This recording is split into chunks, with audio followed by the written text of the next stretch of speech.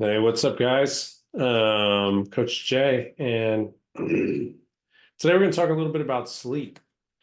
So I don't know if you guys have any issues getting to sleep, but sometimes I do.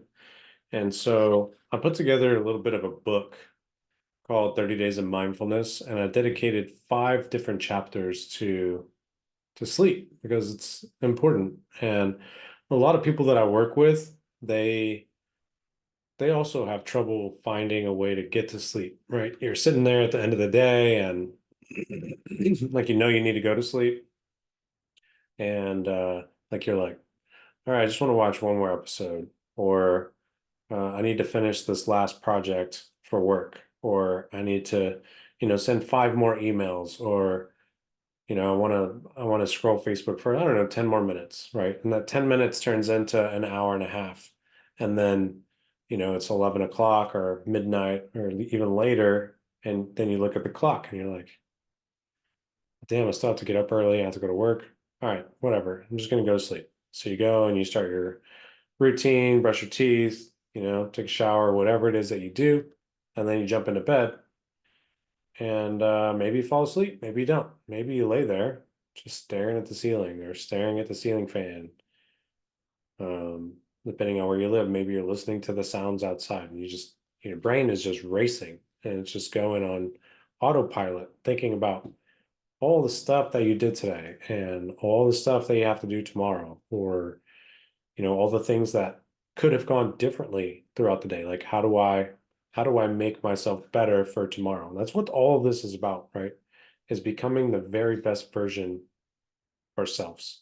And so when we take time to really dedicate to becoming the best version of us, it really takes it to the next level. But it takes some dedication, like it takes some real, I don't know, discipline is the best word for it, right? How do we make ourselves go to sleep when we are supposed to?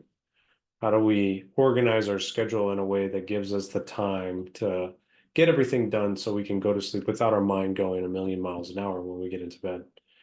And so tonight, what I'm going to talk about is, first of all, why is sleep important? What is sleep doing for us? And then I'm going to give you a few tricks, I guess, if you are having trouble sleeping, and maybe you're not using your CPAP. I have a CPAP, or you do have a CPAP and it's kind of annoying you, or you're just not having trouble sleep, or you're having trouble sleeping, but you don't want to go talk to the doctor and get like some sleep medication. I don't recommend anyone do that. I've seen that turn out terribly almost every single time. Sleep medication is just it's terrible. Please don't do that. If you're on sleep medication, I have some ways to help you sleep without needing some medication. Okay. Um, it's really, guys, it's just as simple as what are you thinking about? I like to think about it like this. If if you're having trouble going to sleep, has anybody ever heard of, somebody telling you just count sheep? I know when I was a kid, they would tell me like count sheep jumping over a fence, right? And what happens is, right, you go to bed and you're counting these sheep and you count like 1, 2, 3, 4, and the next morning you wake up and you're like, huh, if you can keep your mind focused on the sheep long enough, you're gonna go to sleep. And here's the reason why. Our brain can really only think about one thing at a time ever, right? We like to multitask. Like we can pay attention to the road and we can text and we can drink our coffee and we can change the radio station. We can do all these things, but really we're diverting our attention. Anytime we're not paying attention to the road, we're paying attention to something else. Anytime we're not paying attention to our kids, we're paying attention to something else. If we're not paying attention to the conversation that's right in front of us, we're paying attention to something else. Like if you're down here on your phone and you're listening, you're not actually listening to the person. You're busy doing whatever it is that you're doing. And so it breaks down communication, it breaks down a whole bunch of stuff. Okay. So your brain can really only think about one thing ever at a time. So with these sheep, when you're thinking about these sheep that are jumping over this fence, really what it is you don't have any emotional attachment to these sheep or the counting. We don't have an emotional attachment to numbers generally, unless you're like an accountant or something. Even then, you probably don't have any emotional attachment to the numbers. And so when you're counting these sheep, your brain is only thinking about these sheep and the numbers, and then your emotions are kind of left somewhere else. But if we're thinking about all the stuff that happened throughout the day, and especially if it was like a really hard day or a really exciting day, like you were at the theme park all day, like it's hard to go to sleep because your mind is just racing. You're so excited, right? If you had a fight with your boss or with your spouse or with your kids, right? It's just like kind of waning on you. It's like so heavy on your brain. And so it's going crazy. So it was all these emotions that are attached to that theme park or those arguments that we've had or the thing that has happened throughout the day. On the flip side, tomorrow is coming. And so I have this huge presentation tomorrow, or I have to get up early and I have a game tomorrow, whatever it is that you have to do tomorrow. It's also you're emotionally attached to that stuff. And so when our brain starts to think about these things, then our brain just starts to have these emotions, and these emotions feed back into our mind of like, now I'm nervous about this presentation tomorrow. So now my heart starts racing as if I were there because I'm rehearsing, the things I need to say. Or if I have this big project that's due and I haven't really completed all of it, or I have to turn it in and I have to present it to somebody, like I'm emotionally attached to it and I'm nervous and I'm anxious and my mind is thinking about it and it makes it more and more. And so it's just a constant feedback loop. So our brain sending signals to our body and our body sending signals to our brain. So exhausting, right? So what do we do? So what we do is we start counting sheep, count the sheep. And then all of a sudden you wake up the next day.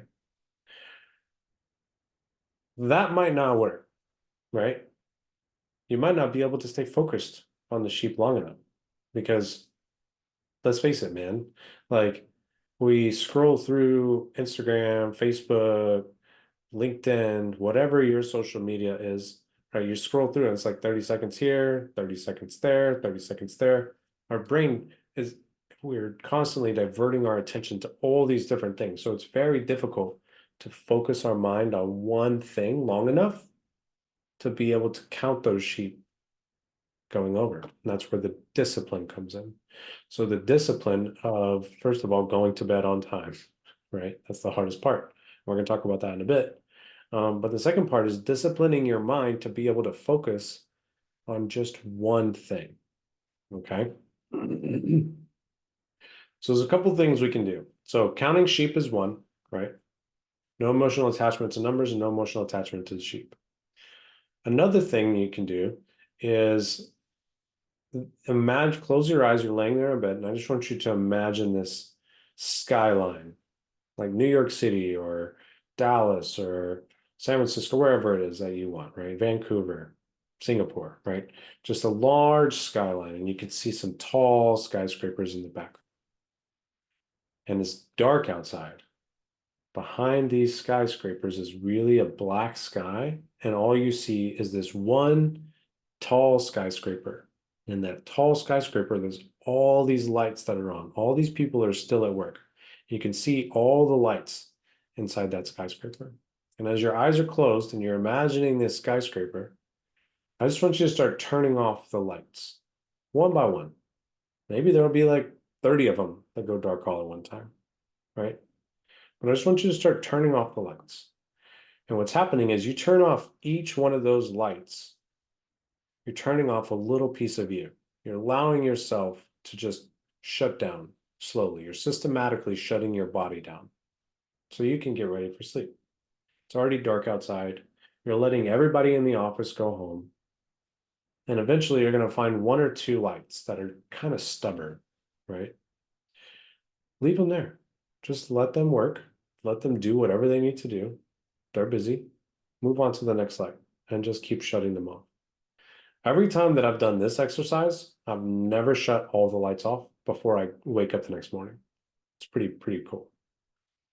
And then another one that you can do is counting in your head while you're breathing. Okay. our breath is very, very powerful. It can really activate our rest and digest system by activating something called the vagus nerve. And I know I haven't really talked much about that, but whenever we breathe through our diaphragm, we're actually hitting our vagus nerve, and it activates rest and digest and helps us fall asleep much faster. And so when you inhale, you want to inhale through your nose, exhale through your mouth. But whenever you're doing this, I want you to focus on a number. So while you're laying there and you're trying to go to sleep, I want you to focus on the number one. And you're going to count up as far as you can. Okay. So you're going to focus on the number one. And in your mind, you're going to breathe in, and you're just going to find that number one swirling somewhere in your mind. You're going to have all these different images that are floating. I just want you to try and find just the number one. And then when you breathe out, try and hold that number one in your head. And if you don't get number one, just do it again until you can get number one. Find that number one. Breathe out. Once you can get one full inhale and exhale with number one, then you move on to number two. Now you find a number two in all of those images, find that number two and let it come to you. So you're doing a couple of things. You're training your mind to be able to focus on the thing that you want it to, as opposed to letting your mind focus on the thing that it wants to. The second thing you're doing is you're focusing on something that doesn't have any emotional attachment for you. You're breathing, you're allowing yourself to hit that active rest and digest. You're activating your rest and digest system, right? That parasympathetic nervous system, and you're bringing it down so that way your parasympathetic nervous system is really the one taking charge and allowing you to get that deep, deep rest. All right, so your inhale, holding that focus on that number two now. And once you could get in full inhale and a full exhale, and you hold that number two in your head, then you move on to number three. And maybe you just see it in Roman numerals, right? Like three little posts, and it's like three. Or maybe it's actually the number three. Whatever it is for you, right? Find the number three, and then you one full inhale and one exhale. If you can't see the number three completely, and you have it for the inhale, but then it disappears for the exhale, just start over. Go back to the number three, find it again. Inhale and exhale. And then once you have that number three, move on to number four, et cetera, et cetera, et cetera. I haven't ever gotten past number 8 on this exercise. I try, but you fall asleep because you're so focused on something that doesn't have any emotional attachment. You're activating that rest and digest, and it just knocks you off. It's really quick. Okay. So there's 3 different exercises that you can do. You can count sheep. You can imagine a beautiful skyline and just turn off all the lights in that skyscraper. And then you can also do your deep breathing while using numbers and finding that number in your mind and just centering yourself and staying right there with that number for one full inhale and exhale. So those are 3 different exercises that you can use to help you fall asleep a little bit faster. So if you are using sleep medication, I think that you can do this and get off of the sleep medication. I'm not a doctor, right? I'm not telling you to get off sleep medication right now. I would talk to your doctor about it. It's very dangerous to stop doing any type of medication that your doctor has prescribed. But there are ways around medication for almost everything that's going on with us internally.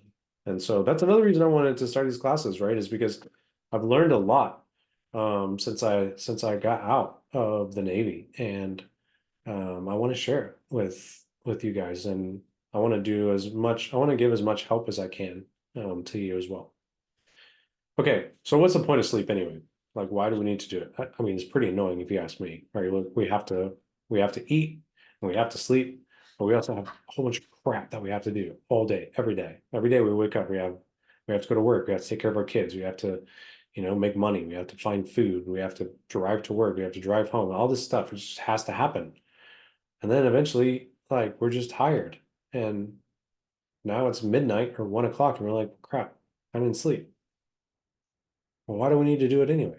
So here's what happens, right?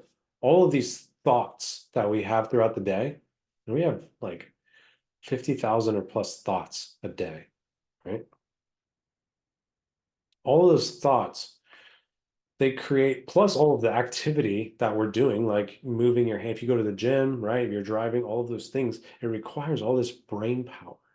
And so all of that brain power has all of these neurons that are connected. And when those neurons are connected, they have all of the neurochemicals that get transferred back and forth in between them just to make your body do what it's supposed to do.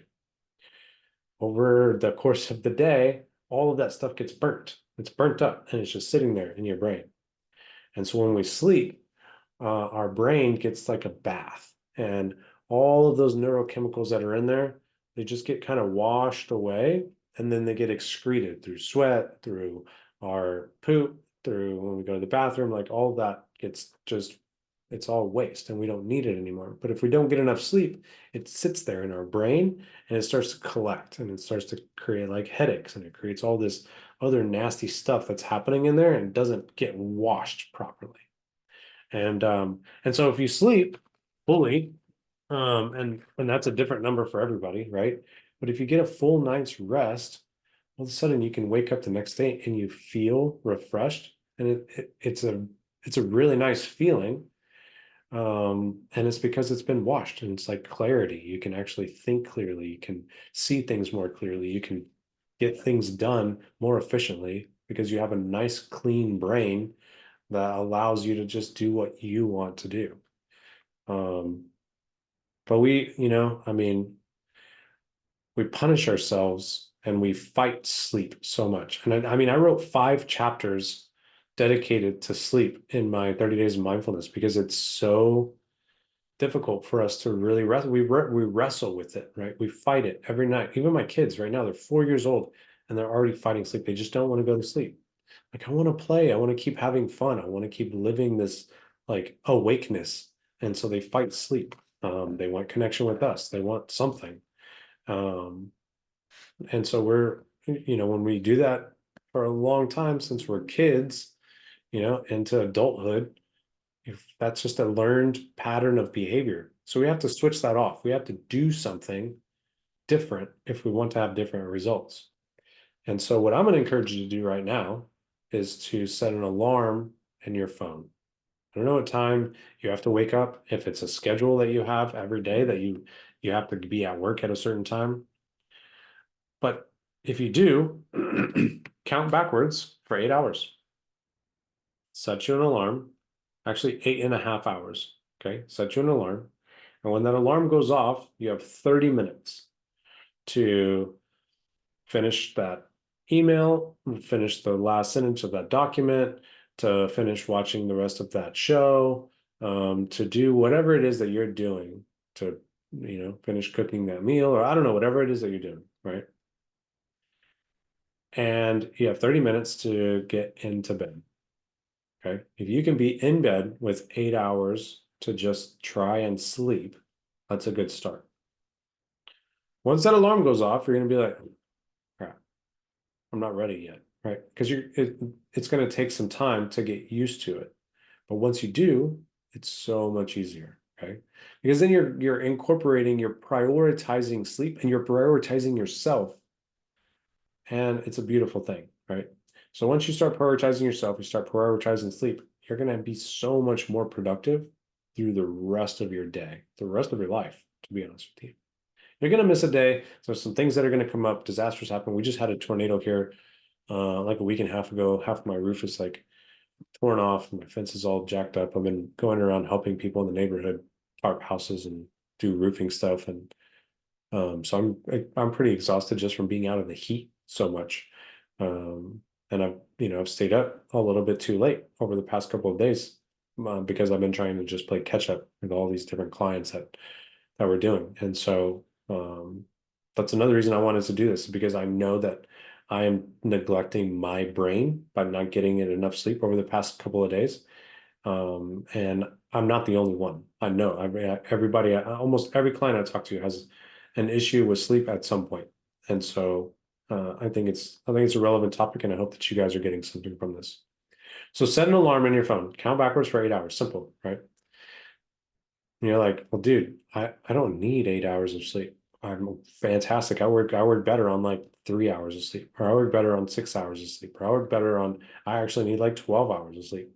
Whatever your number is, you probably have a good idea.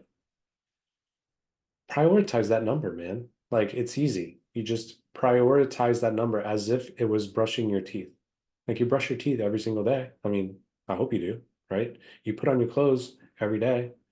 You eat food every day. So you sleep every day that you can. Um, so let's prioritize getting ourselves healthy. And one of the easiest way to do that is just to get enough sleep. Because here's the thing, man. Oftentimes we think about it, and I hear this all the time, like, well, I just don't have time to go to sleep. I have all this stuff I need to do. But guess what? Tomorrow, when you wake up and you're so exhausted, right? Because you're like, I didn't get enough sleep last night, your brain isn't going to be firing on all cylinders, and it's going to take you longer to get the day started. And then you're going to miss some stuff throughout the day because your brain isn't functioning at 100%. When your brain is functioning at 100%, all of a sudden tasks get done so much faster with fewer errors, right? Now you don't have as many mistakes to go and you're dealing with your boss or your spouse or your kids. You don't have as many mistakes that they're gonna like be hounding you about because you're getting it done efficiently with accuracy. And so sleep is extremely important. Like it's a very big topic that we don't talk about enough, if I'm being perfectly honest, right? We just don't talk about sleep, and we definitely don't prioritize it. So I'm gonna ask you again, go ahead and pull out your phone, think about what you have to do over the next week, and just set an alarm in your phone to try and get 8 hours of sleep. Now, if you can do this for a week, you're gonna learn a couple of things. You're gonna learn that you either need 8 hours of sleep or you need more than 8 hours of sleep, or maybe you're waking up before your alarm every single time and you only need like 7 hours of sleep, or maybe even six, right? Every single one of us has a different number for how much we need to sleep. There's no like right or wrong. The average is 8 hours of sleep, but none of us here are average, right? We all have our own variation. And so set that alarm on your phone. And then at night, try one of those activities, right? Try using the skyline and turning off all the lights. Try counting a couple of sheep, jumping over anything you want, like a fence or jumping over the moon or jumping over a Corvette. It doesn't really matter, right? Just count those sheep jumping over. And then the other one is trying to hold that number in your mind and then doing your deliberate breathing, right? Breathing in through the nose, out through the mouth, and trying to hold that number one and then number two, and then go as high as you can. um, what else did I miss in terms of sleep? Um, yeah, I don't know. I mean, that's pretty basics. I was hoping to get a couple of you guys on and have a little bit of a discussion, but that's okay. Hopefully next month you guys can jump on and we'll talk about something cool. If you guys have some ideas about what you want to talk about in terms of human performance and just being the best version of yourself, please bring whatever topic that you would like to talk about, and we can talk about it. Right? Doesn't have to be me bringing topics all the time. If no one brings a topic, I will definitely have something that we can talk about. But I hope this was helpful for some of you, and I guess I will catch you guys next month. Peace out.